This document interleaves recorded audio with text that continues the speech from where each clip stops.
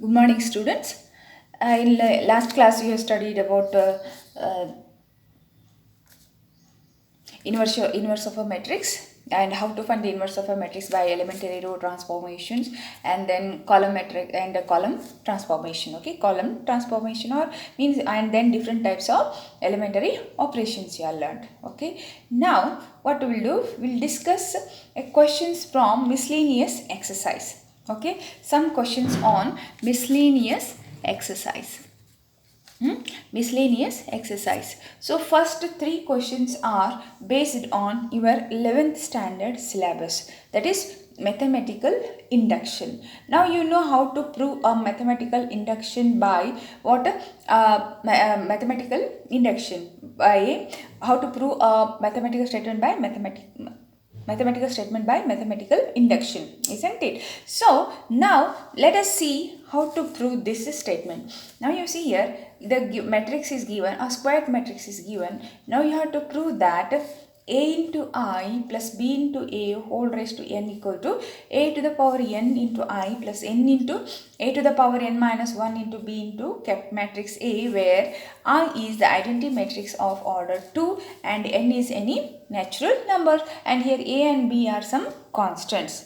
Okay, now please try to remember how we proved a mathematical statement by mathematical induction. That is, first we proved it for n is equal to k, n equal to 1, and then we assume that it is the statement is true for n is equal to k, and then what is the third step? We proved that the statement is true for n is equal to k plus 1. Okay, I will repeat the first one. What we did, we proved the mathematical statement is true for n equal to 1, and then we assume that the statement is true for n equal to k, and then we prove that it is true for n is equal to k plus 1. Now let us see how to prove this statement. Here it is here the matrix A is given, you have to prove this statement. Now what is the first step? Now what we'll do, we'll prove that the statement is true for n is equal to 1. Okay, here what is the given statement? Here what we'll do, we'll take it as p. Now so a into I plus b into a to the power n is equal to a to the power n into I plus n into a to the power n minus 1 into b into a. Okay, now let us call this as one statement.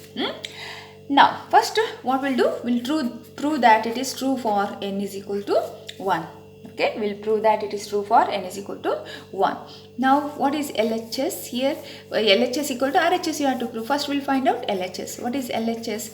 A into I, yes, plus b into a whole raised to 1 is nothing but a into I plus b into a. Correct? We got LHS. Now we'll find out what is RHS. So what is RHS is equal to? RHS is a to the power 1 into ai, correct? A to the power 1 into I plus 1 into a to the power 1 minus 1 into b into a. That is equal to a to the power 1 into a is ai plus a to the power 1 minus 1 is 0, a raised to 0 is 1, and plus b into a you are getting. Now you see LHS and RHS are equal. So therefore LHS is equal to RHS. So now therefore we can say that the statement is true for, that is the one is true for n is equal to 1. Okay, it is true for n is equal to 1. Now we proved first step. Now what is that second step? What is the second step here? Second step, you have to assume that it is true for n equal to k. Let us assume that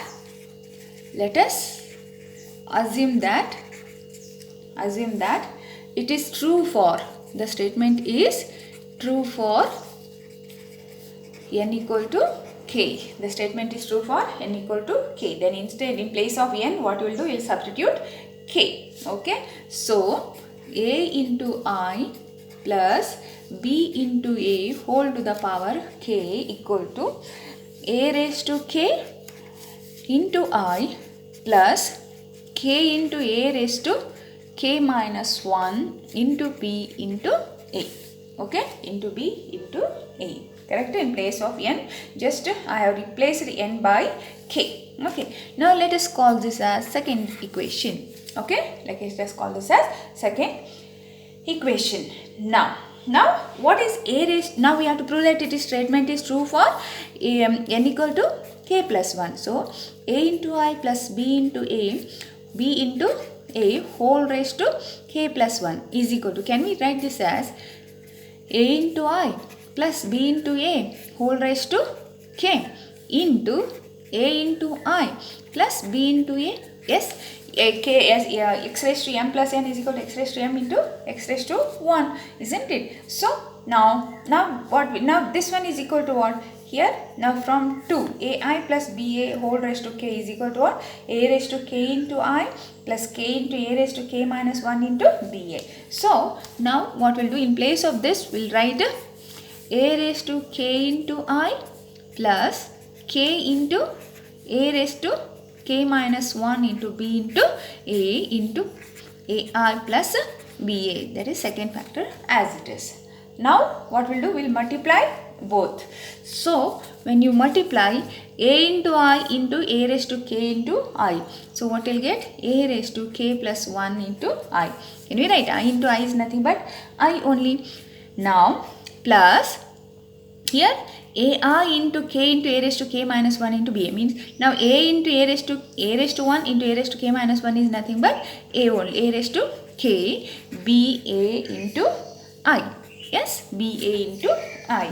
Now we multiplied both the terms by ai. Now we will multiply both the terms by ba. Okay, if you multiply both the terms by ba, so what will get? Here k into, that is a raised to I into k into ba, that is equal to b into a raised to k into I. Correct? A raised to k into I, ba into a raised to k into I plus now b into a into k into a raised to k minus 1 into b, that is k into a raised to k minus 1, b into b is b square, a into a is equal to what? A square. Correct? A square. Now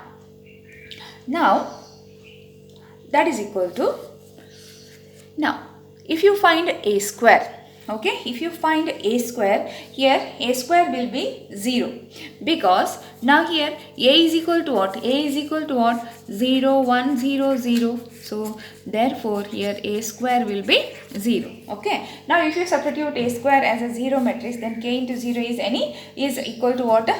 0 only, isn't it? Is equal to 0. So therefore here we can write, we will get this term as 0. Okay, this term will be 0. So therefore now only 3 terms will remain. Which are those 3 terms? A raised to k plus 1 into I plus k into a raised to k into ba into I plus ba into a raised to k into I, isn't it? A raised to k into I. Now when you simplify this, what will get? A raised to k plus 1 into I plus, in last 2 terms, what is common here? ba into a raised to k is common. Okay, ba into a raised to k into I is common. Then in bracket only k plus 1 will remain. Okay, k plus 1. So now if you replace, now you see, now you just compare with this with the right side. Now you see here a raised to n, in place of n k plus 1 is there, into I plus b into a raised to k, a raised to k, k means why we are getting here k. Now in place of n you substitute k plus 1, then k plus 1 minus 1 equal to what? K only. So ba into a raised to k plus 1 into I into, in place of n you substitute k plus 1. So therefore what we can say? We can say that it is, the statement 1 is true for, okay, statement 1 is true for n is equal to k plus 1. Hence what we can say?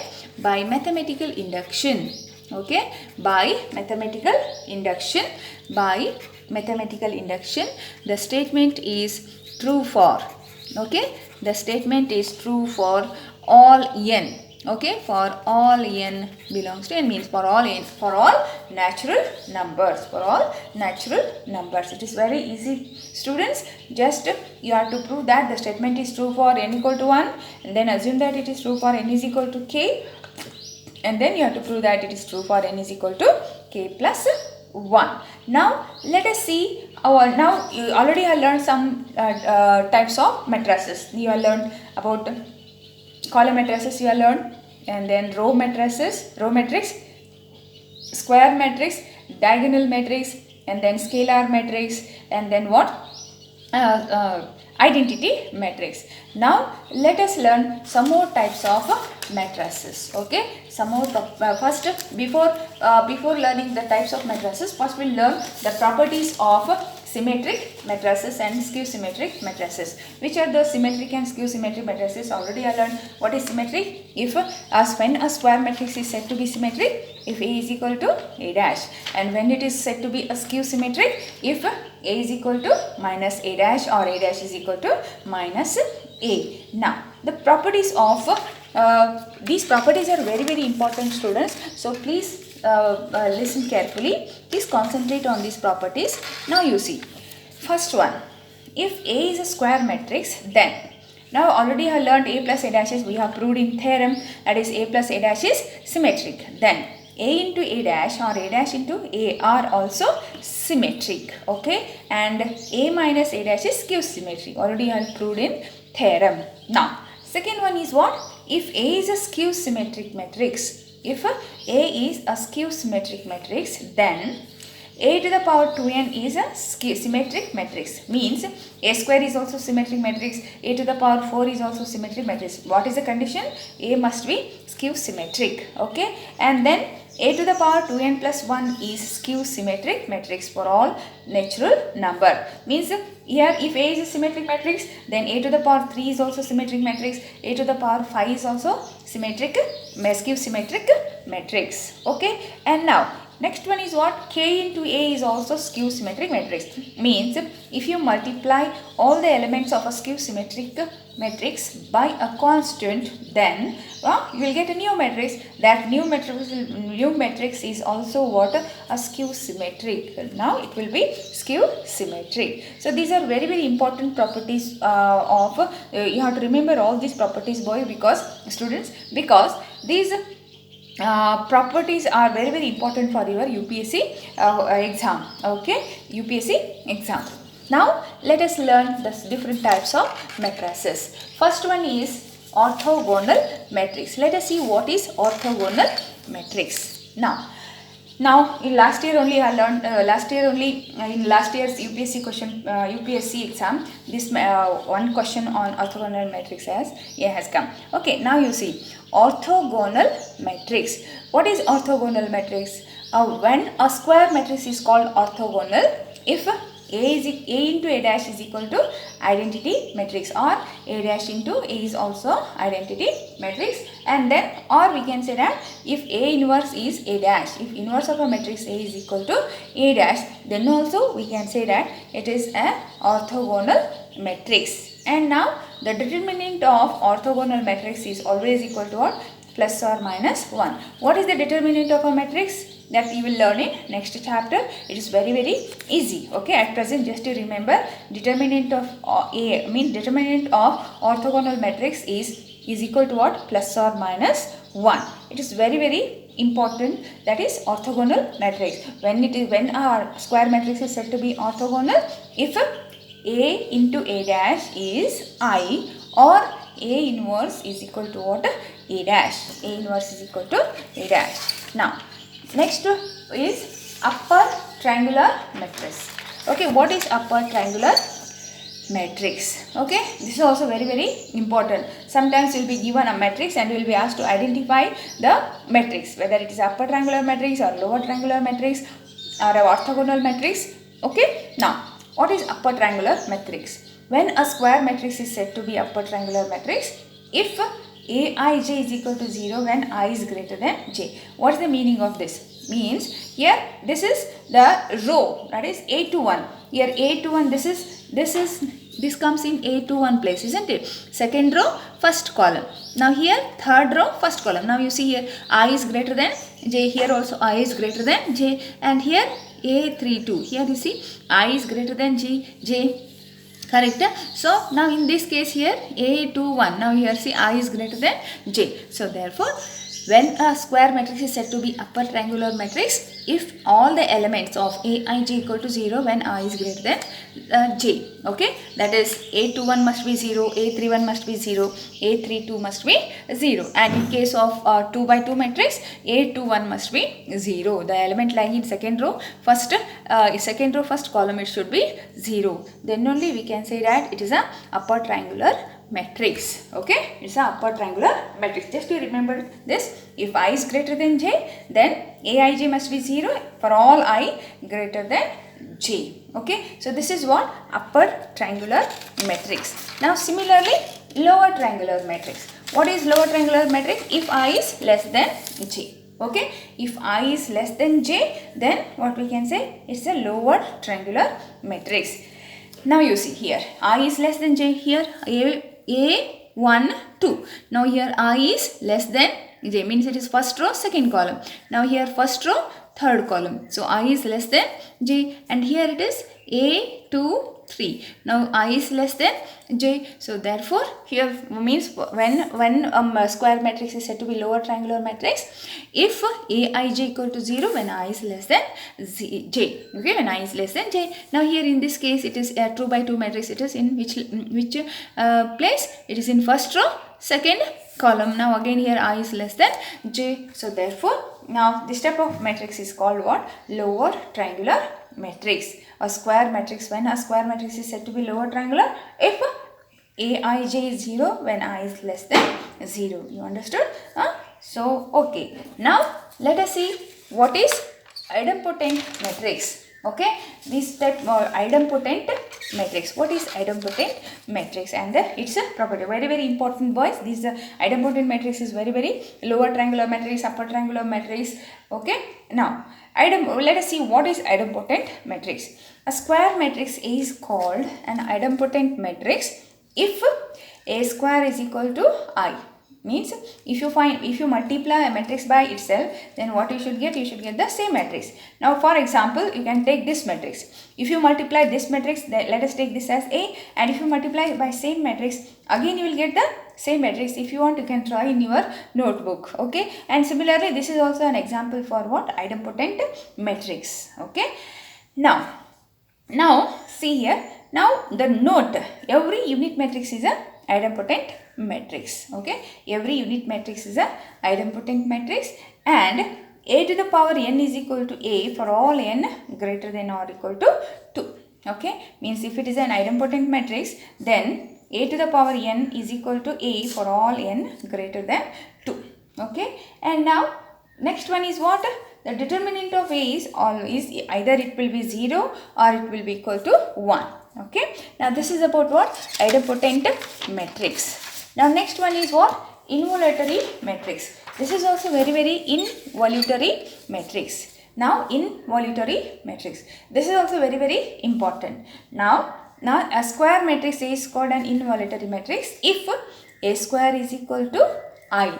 If it is A square equal to A, then it is what? Idempotent matrix. It's very easy to remember. If A square equal to A, then it is idempotent matrix. If A square is equal to I, then it is involutory matrix. So that is here A inverse will be equal to what? A. This is what? One more property of involutory matrix. Now this is what the identity matrix is, a involutory matrix. If you want, you can verify. If you multiply unit matrix by unit matrix, again you will get a unit matrix only. And if you find the inverse is again identity matrix. Now what are the important properties of involutory matrix? Here A to the power n is equal to I if n is an even integer. If it is an involutory matrix, then A to the power 2 or A to the power 4 or A to the power 6 and so on, then all are equal to what? Identity matrix. And if A to the power m is equal to A, if m is an odd integer, means if it is a involutory matrix, then A to the power 3 is also A to the power 5 is also A to the power 7 is also A. And the determinant of involutory matrix is what? Plus or minus 1. Okay, plus or minus 1. It's very important matrix, involutory matrix. Now next one is what?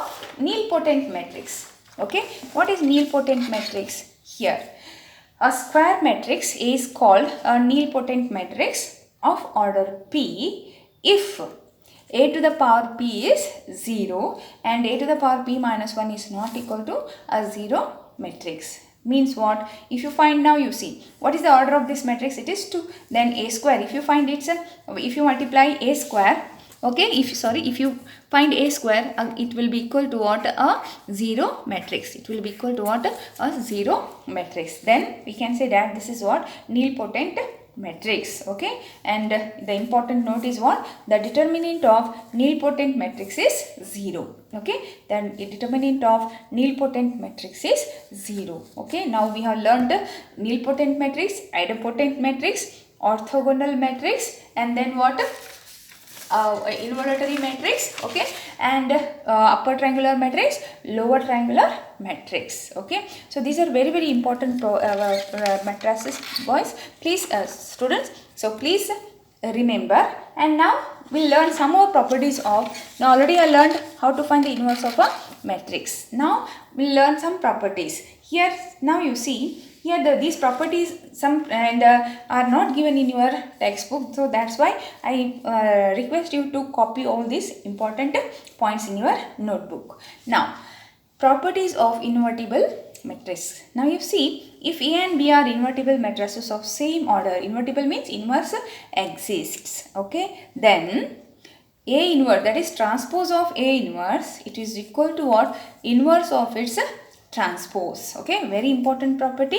And then inverse of a matrix A is A itself. Okay, and then third property is what? AB inverse. Inverse of AB is equal to, in last class we have proved this theorem, B inverse is equal to A inverse. And then fourth one is what? If A is symmetric, then A inverse is also symmetric matrix. Okay, so please remember these properties. A inverse means, please copy all these properties in your classwork.